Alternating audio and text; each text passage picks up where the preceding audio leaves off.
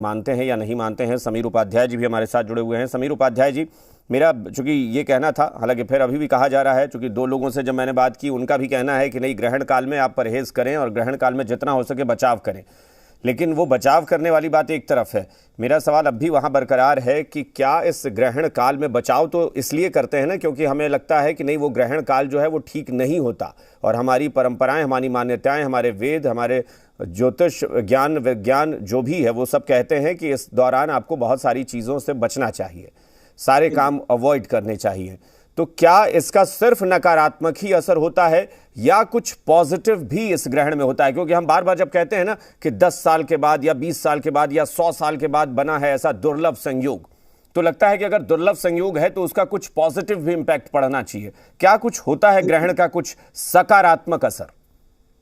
बिल्कुल, किसी भी खगोलीय घटना या किसी भी घटना का, किसी भी बात का कम से कम दो पहलू तो होगा ही, नकारात्मक और सकारात्मक। अक्सर ये देखने को मिला है, पीछे जो ऐतिहासिक तथ्य है कि देखिए, ये सार्वजनिक रूप के चीजों पे ज्यादा इम्पैक्ट डालते हैं। क्यों? क्योंकि मान लीजिए कि जो राष्ट्रीय अध्यक्ष हैं, जो किसी कंपनी को हेड कर रहे हैं, किसी संस्था को हेड करते हैं, उनका एक एक निर्णय कई लोगों पे भारी पड़ सकता है, कई लोगों के लिए अच्छा हो सकता है। बिल्कुल। तो ये ऐसा है कि सब इंडिविजुअल व्यक्ति की कुंडली अपनी अलग अलग होती है, सबका लग्न, सबकी राशि, सबका नक्षत्र अलग होता है, जिसे जन्म कुंडली कहते हैं। तो किस पे ज्यादा असर, किस पे कम पड़ेगा, वो तो आपकी कुंडली से इंडिविजुअल पता चलेगा। लेकिन जब ग्रहण की बात आती है तो इसमें सकारात्मक नकारात्मक में सकारात्मक बात करेंगे तो ये मैंने कहा मैं कैटलिस्ट का काम करता है, उत्प्रेरक का।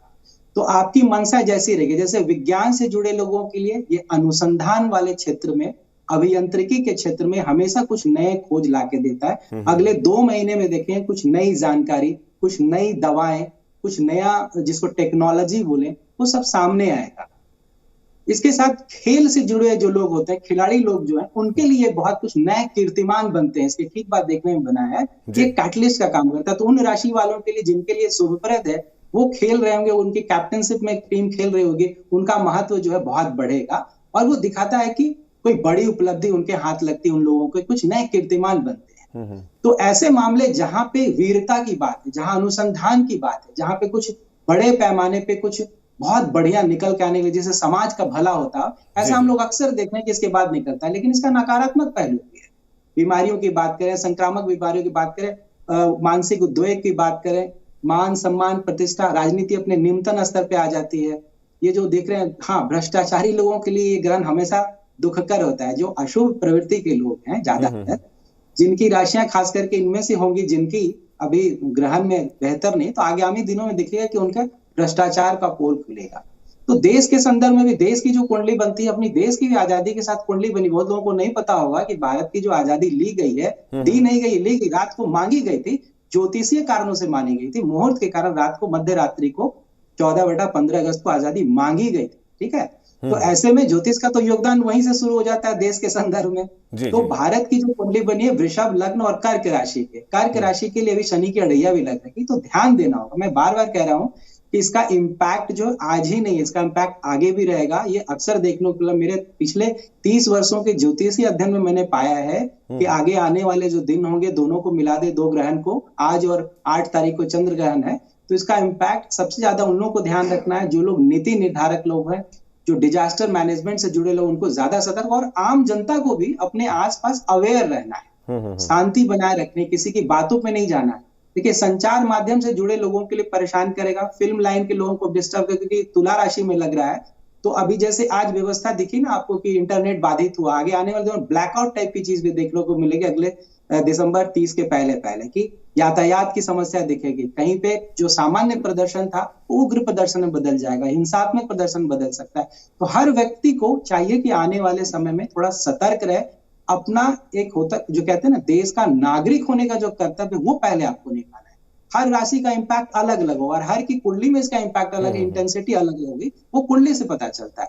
लेकिन देश के संदर्भ में कहा जा सकता है कि आगे आने वाले दिनों में प्राकृतिक आपदा की यानी अशुभ घटनाएं तो हो ही सकती हैं, बीमारियों का, संक्रामक बीमारियों का प्रकोप हो सकता है, लेकिन साथ ही साथ कुछ उपलब्धियां भी होंगी। यानी ये जो लोग एक ग्रहण को हमेशा नेगेटिव मानकर ही चलते हैं, तो वो सबके लिए इंडिविजुअली वो वेरी करता है सबके ऊपर। एक्चुअली वेरी, वो कुंडली से पता चलता है कि आपको कितना नुकसान, आपकी दशा, अंतरदशा, प्रत्यांतर दशा क्या, उससे इस ग्रहण का क्या इम्पैक्ट है। वो एक कैटलिस्ट का काम करता है। अगर अच्छा समय चल रहा है आपको तो 3 गुना अधिक अच्छा दिलाएगा। अगर आपके खराब सब चल, जैसे मान लीजिए जिनकी कुंडली में ग्रहण योग है, चंद्रमा शनि पहले से साथ है, चंद्रमा राहु साथ में, चंद्रमा केतु साथ में, जिनकी राहु की दशा चल रही है, जिनके केतु की दशा चल रही है, जिनकी सूर्य की महादशा चल रही है, उन लोगों के लिए चाहे दशा हो चाहे अंतरदशा प्रत्यांतर, उनको थोड़ा सतर्क होना पड़ता है तब, जबकि उनकी कुंडली में ये ग्रह 3 ग्रुप में बटे होते हैं, शुभ, अशुभ, तटस्थ। तो जब अशुभ है, ऐसे में ग्रहण लगा है, तो आपको थोड़ा ध्यान देना होगा। जब शुभ है तो उसका इंपैक्ट आपके लिए न्यूट्रल होगा, सिंपल सी बात है।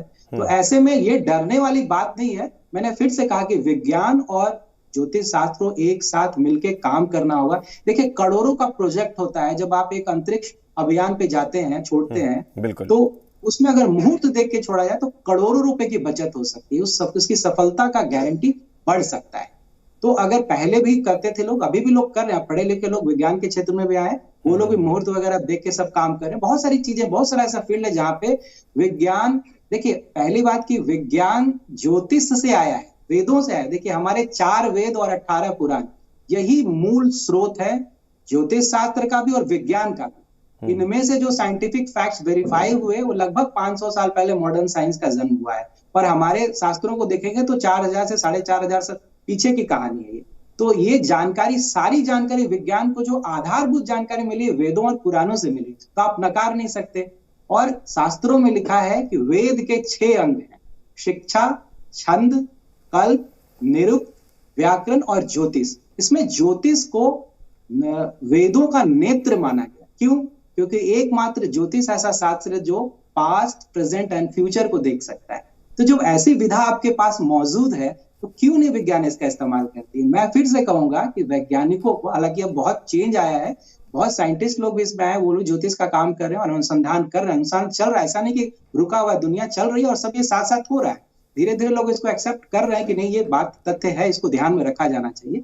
दोनों मिलकर जब काम करेंगे ना तो रिजल्ट डेफिनेटली बहुत सटीक होगा, बहुत बेहतर होगा, और उससे आम जनता का ही, देशवासियों का, बल्कि पृथ्वीवासियों को इसका फायदा मिलेगा। ये मेरा मानना है, व्यक्तिगत मानना है, इसकी जरूरत है और वो हो रहा है। धीरे धीरे उस दिशा में हम लोग बढ़ रहे हैं कि लोग इसको कर रहे हैं। क्योंकि पहले बहुत सारी बातें थी, जैसे क्या होता था, एक जमाना था जब ज्योतिष को ना, या इस ज्योतिष कर्म को करने वाले लोगों को पीछे कैपिटलिस्ट बोला जाता था। बोला जाता था कि भाई पैसों का खेल है, इसमें पैसा उगा ही किया था और कुछ नहीं, इसमें शास्त्र की बात नहीं।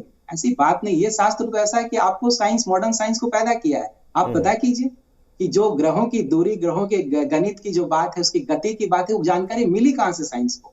वेदों से मिली, वेद के गणित से मिली। नहीं, और बहुत सारी जो दूरी थी विज्ञान में और हमारी पौराणिक मान्यताओं में या वेदों में या ज्योतिष में, वो दूरियां घटी भी हैं। अब काफ़ी हद तक बहुत सारी चीज़ों में तालमेल दिखता भी है, लेकिन हाँ, और कुछ बेहतर करने की ज़रूरत है ताकि हमारे इस ज्योतिष को लेकर जो प्रश्न चिन्ह लगाए जाते हैं या प्रश्न खड़े किए जाते हैं, और मैं फिर कहूँगा कि तथाकथित इंटेलेक्चुअल लोग जो कहते हैं कि नहीं, इसको मानना ही नहीं चाहिए, उसको ठीक करने की ज़रूरत है, क्योंकि विज्ञान से ये पूरी तरह से कनेक्टेड है, इसको नज़रअंदाज नहीं कर सकते हैं।